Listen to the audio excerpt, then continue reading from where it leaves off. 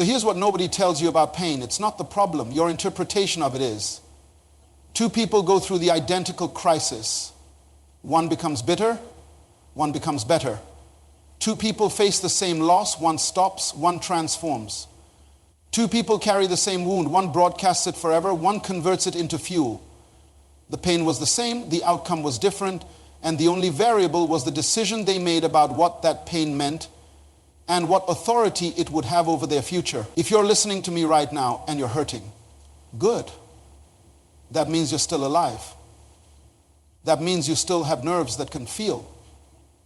That means you're still in the game. But the question is, are you going to let this moment define you or develop you?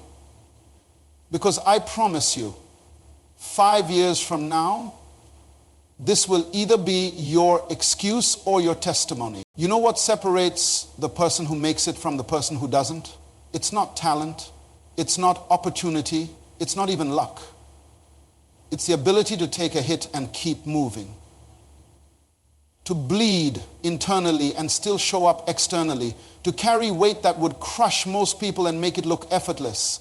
Right now, as I speak to you, somebody somewhere is going through something that should destroy them. But they're still standing, they're still smiling, they're still showing up. And the world looks at them and says, you make it look so easy. But what the world doesn't see is the war happening inside. Let me tell you about Thomas. Thomas worked as a supervisor in a textile factory in the industrial district of Manchester. 42 years old, married 15 years, 2 kids. Every morning, 6 a.m., he would walk through those factory doors with his lunchbox and that same steady smile. The workers loved him. Management respected him. If you asked anyone about Thomas, they'd tell you he was the most stable, reliable man they'd ever met. But what they didn't know was that Thomas was living through hell in the span of 6 months. His small printing business that he'd built on the side collapsed. 20 years of savings gone. Then his wife served him divorce papers. Said she'd met someone else, someone more ambitious, someone who wasn't stuck in a factory. 3 weeks after that, his mother died suddenly, heart attack. The woman who raised him alone after his father abandoned them. The woman who believed in him when nobody else did every single morning. Thomas woke up to a reality that would make most men stay in bed with the curtains drawn.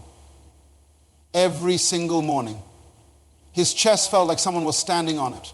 But every single morning, Thomas got up, put on his work uniform, packed his lunch, and walked through those factory doors at 6 a.m. sharp.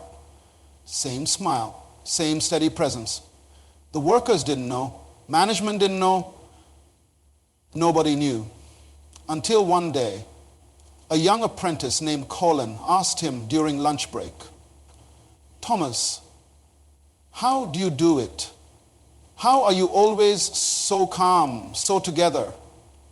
Don't you ever have bad days? And Thomas looked at this young man and said something that changed Colin's entire life. He said, Colin, I have bad days every day. I've had a bad 6 months. But I made a decision that my circumstances don't get to control my conduct. What's happening to me doesn't get to decide what's happening through me. I hurt, but I don't let the hurt drive the bus. That statement contains everything you need to know about survival, about success, about significance. Pain is inevitable, but suffering is optional. You're going to get hurt in this life, that's guaranteed. You're going to face betrayal, loss, disappointment, failure, rejection. That's not the question. The question is, will you let it define you? Will you let it stop you? Or will you understand that pain is something you experience, not something you become? There's a massive difference between feeling hurt and being destroyed by hurt. When you feel hurt but keep moving, you're processing, you're growing, you're building character. But when you become the hurt, when you let it seep into your identity, when you start introducing yourself by your wounds, you've given your power away. Your response to circumstances determines your future far more than the circumstances themselves. 2 people go through the exact same divorce. One becomes bitter, closed off, convinced that all relationships are doomed. The other becomes wiser, more discerning, more capable of healthy love. Same circumstance, different response, different future. Your circumstances are not your conclusion. They're just your current chapter, and you hold the pen for the next one. Now, here's something fascinating. Your physical body already knows this principle. You ever cut your finger? What happens? It heals automatically. You don't have to think about it. You don't have to convince your cells to close the wound. You don't have to have a positive attitude about it. Your body just knows what to do. It's designed for restoration, built for recovery, programmed for resilience. And here's what most people never realize. Your spirit works exactly the same way. You're designed to heal from emotional wounds, from psychological trauma, from spiritual setbacks. It's built into your system. The healing is automatic. But here's where it gets complicated. The interference comes from your mind's interpretation of the pain. When you cut your finger, you don't spend 3 years telling everyone about the cut. You don't build your identity around being a person with a wounded finger. You don't let that cut determine whether you go to work, pursue your dreams, or build relationships. You acknowledge it, you treat it, and you keep moving while it heals. But when we get emotional cuts, we do something strange. We rehearse them, we replay them, we retell them, we gather evidence to prove how deep the wound is. We build entire belief systems around our injuries. And in doing that, we interrupt the natural healing process. When you act like nothing hurts you, you're not in denial, you're not pretending, you're aligning yourself with your design. You're removing the mental interference that blocks your natural restoration. You're saying to your system, I acknowledge the pain, but I'm not giving it authority over my actions. This is the secret that separates people who overcome from people who get stuck. It's not that nothing hurts them. It's that they refuse to let the hurt become their headquarters. They feel everything, but they're controlled by their purpose, not their pain. They understand that if you wait until you feel like moving forward, you might never move. But if you move forward despite how you feel, eventually your feelings catch up to your actions. This is the principle Thomas learned in that factory. This is the principle that kept him standing when everything around him was falling. And this is the principle that will determine whether you break through or break down in your defining moment. You want to know something interesting about human nature? The people who smile the brightest often hurt the deepest. The ones who encourage everyone else are sometimes barely holding themselves together. The ones who appear to have it all figured out are often fighting battles nobody knows about. And there's a reason for that. It takes tremendous energy to pretend everything is fine when it's falling apart. But it takes a different kind of energy to proceed despite the pain. Most people confuse these two things. They think acting like nothing hurts you means faking happiness. It doesn't. It means choosing function over feelings. It means understanding that you can acknowledge the wound without letting it dictate your direction. There's a critical difference between denial and determination. Denial says, I'm not hurt. Determination says, I'm hurt, but I'm not handicapped. Denial refuses to feel. Determination refuses to stop. When you act like nothing hurts you, you're not pretending the pain doesn't exist. You're declaring that the pain doesn't get the final word. You're building a wall between your private struggle and your public assignment. And that wall isn't about being fake. It's about being focused. Let me tell you about Kwami. He grew up in a fishing village on the coast of Ghana. His father was the best fisherman in the region. Everybody knew his father, respected him, depended on him. Kwami was 19 when his father took the boat out one morning and never came back. Storm came out of nowhere, capsized the boat. They found his father's body 3 days later. The entire village mourned.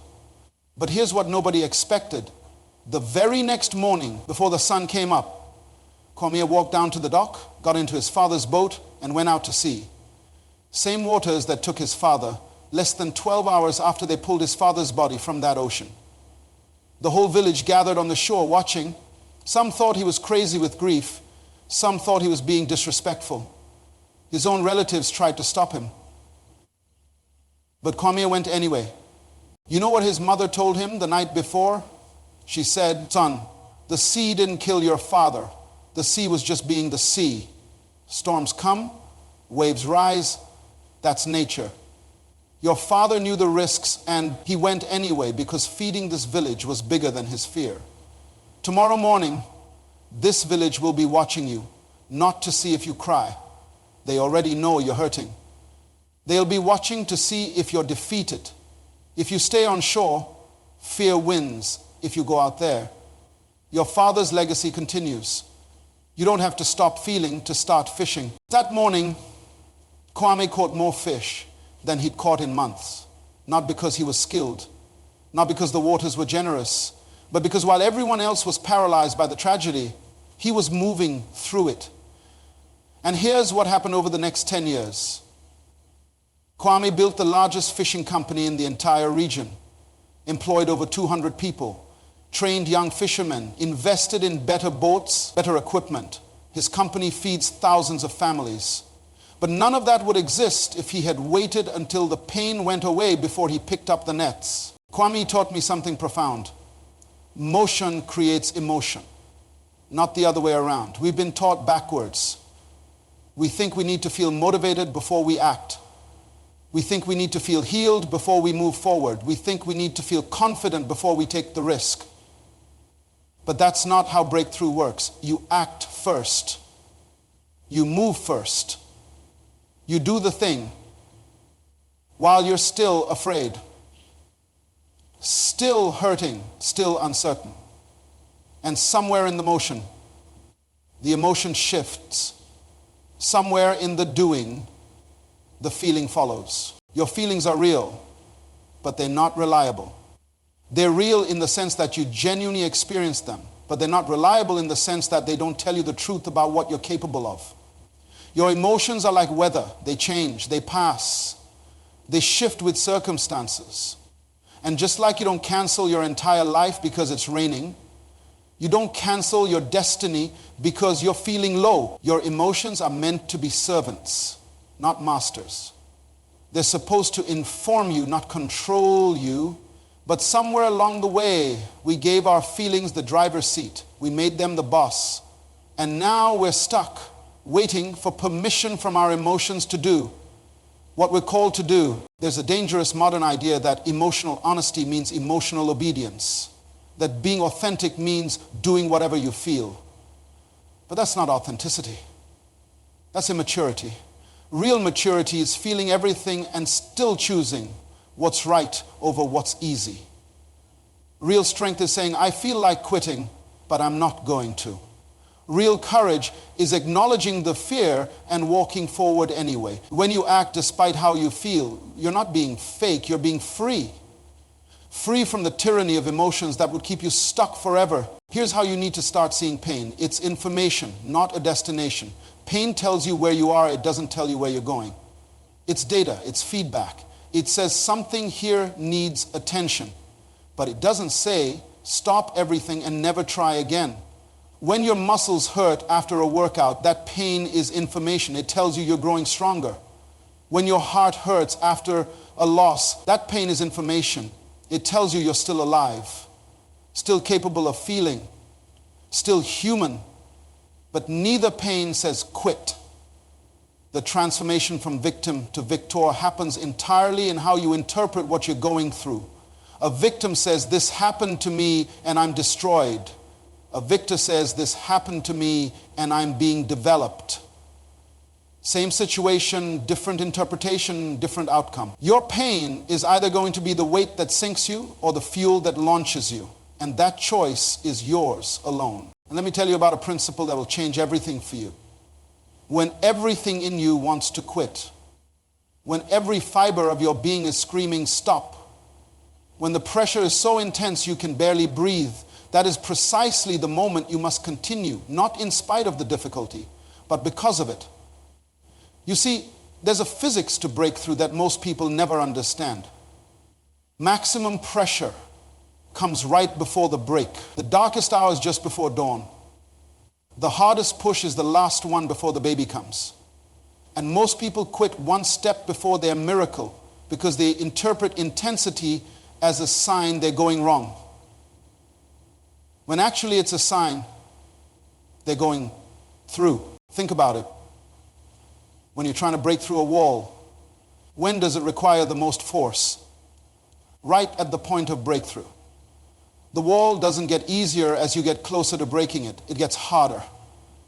The resistance increases. The opposition intensifies.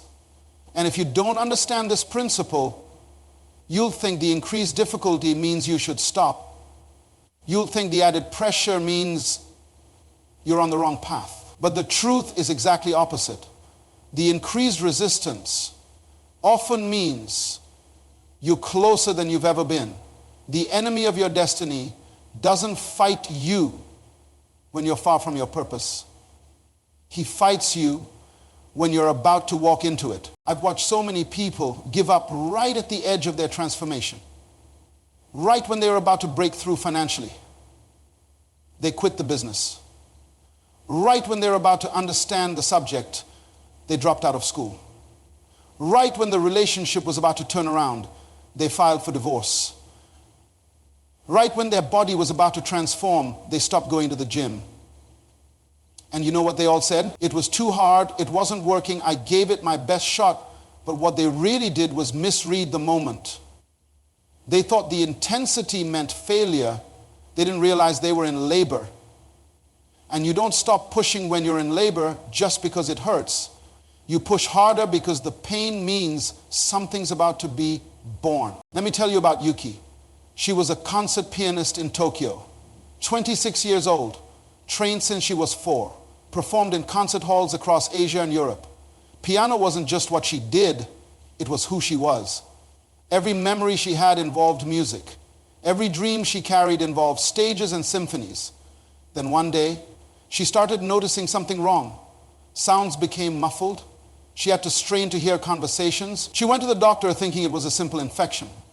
The diagnosis shattered her world. Progressive hearing loss, genetic condition, degenerative. The doctors gave her 18 months before complete deafness. 18 months before the thing that defined her entire existence would be taken away forever. Can you imagine that? Your entire identity wrapped up in the one thing you're about to lose. Everything you've worked for, practiced for, sacrificed for, about to disappear. Most people in that situation would have stopped playing immediately, protected themselves from the pain of losing it, started grieving early, started preparing for a different life. But Yuki did something nobody expected. She practiced harder, not less. Harder. She increased her schedule. She took on more students. She booked more performances. And people thought she was in denial. Her family begged her to rest, to accept it, to prepare for the transition. But Yuki understood something they didn't. She said, if I'm going to lose my hearing, I'm not going to lose it hiding. I'm going to lose it doing what I love. For the next year and a half, Yuki didn't just play piano. She studied it differently. She started paying attention to vibrations, the way the keys felt under her fingers, the way the sound waves moved through her body, the way the music existed beyond just hearing it. She learned to feel music through sensation, through touch, through the physical resonance of notes. And then came her final concert with full hearing. The Shwen Gwashir Geila, she chose the most complex piece of her entire career, Rachmaninoff's Piano Concerto No. 3, one of the most technically demanding pieces ever written. 4,000 notes, 40 minutes of intricate, passionate, overwhelming music. And she played it flawlessly. The audience didn't know it was her last time hearing applause. They just knew they witnessed something transcendent. Today, Yuki is completely deaf. And today, Yuki runs a music school for deaf children. She teaches them what she learned, that music isn't just sound. It's vibration, it's feeling, it's mathematics and emotion and physical sensation all combined. Her students play instruments. They perform. They experience music in ways hearing people never consider. And when people ask her how she survived losing the thing she loved most, she says something powerful. When sound left, purpose remained. I didn't lose music. I discovered it was bigger than I thought. My gift survived my grief. That's the principle right there. Your gift survives your grief. Your calling survives your crisis. Your purpose survives your pain. What you're meant to do in this world doesn't evaporate because circumstances change. It evolves. It adapts. It finds new expression. But only if you keep moving. Only if you refuse to let what you lost define what you still carry. Here's what happens when you act like nothing hurts you. Even when everything does, you create a performance that eventually becomes reality. Neuroscience proves this. When you behave a certain way consistently, your brain starts to believe it. When you act strong repeatedly, you become strong. When you act confident regularly, confidence develops. You don't need to feel strong to act strong. You act strong, and the feeling follows. Consistency creates character, character creates confidence, and confidence creates the life you've been praying for. But it starts with the action, not the emotion. It starts with deciding that your behavior won't be determined by your circumstances, that your composure won't be controlled by your comfort level, that your movement forward won't wait for permission from your feelings. Now, I need you to understand something that's bigger than your pain. Your assignment in this life is larger than your agony. There are people connected to your purpose who will never meet their destiny if you quit at yours. There are solutions locked inside you that the world needs. There are innovations, creations, encouragements, and breakthroughs that will only come through you. And when you stop because it hurts, you're not just affecting yourself. You're abandoning your post. You're leaving people stranded who were depending on you to push through. Your perseverance isn't just personal, it's generational, it's communal, it's cosmic. See, we've been taught to think about pain in individual terms. My hurt, my struggle, my disappointment, my loss. And yes, it's yours to feel, but your response to it affects far more than just you. Every time you get back up after being knocked down, someone watching gets permission to do the same. Every time you keep going when quitting makes sense, you're teaching someone else that survival is possible every time you smile through your storm. You're showing someone else that they can weather theirs. People are waiting on the other side of your perseverance, and you'll never meet them if you stop here. Let me tell you about Dmitri. He was a football player in Russia. Not professional, but good enough to have dreamed about it his whole life. Athletic, fast, strong. He lived for the game. At 28 years old, he was driving home from practice when a truck ran a red light and hit his car from the side. He woke up in the hospital 3 days later. The doctors told him the news that every athlete dreads. His left leg was too damaged to save. Amputation below the knee was the only option. In one moment, one accident, everything he identified with was gone. No more running, no more playing, no more dreams of going professional. Dmitri spent 6 months in rehabilitation, learning to walk again with a prosthetic leg. 6 months of pain, frustration, and grief.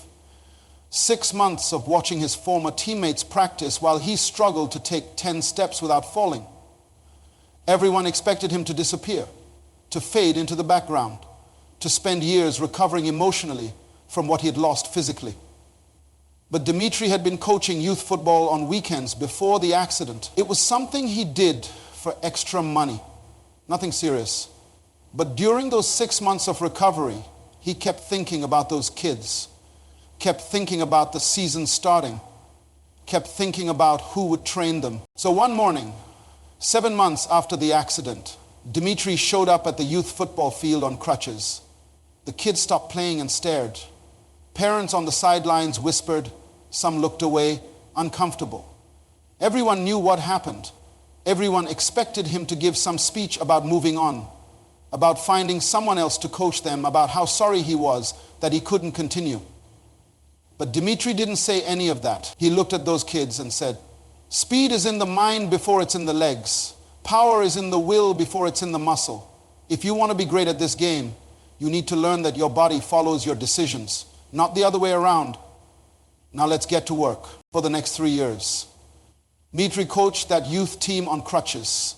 Then later, with his prosthetic leg, he ran drills, he demonstrated techniques, he pushed those kids harder than any coach they'd ever had. And you know what happened?